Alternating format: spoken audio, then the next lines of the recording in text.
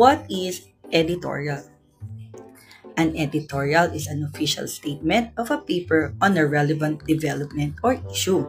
It is a critic interpretation of a significant, usually contemporary events so that the readers will be informed, influenced, or entertained. An editorial is the stand of the newspaper on a certain issue.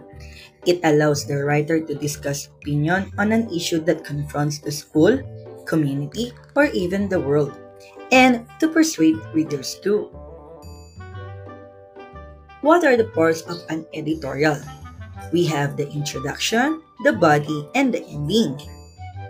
Introductions contains the news peg with reaction.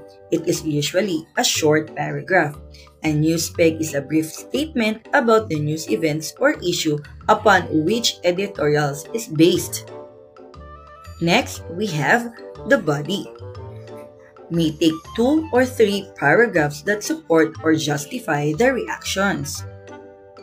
And the last part would be the ending, sometimes called the clincher, summarizes the editorial stand.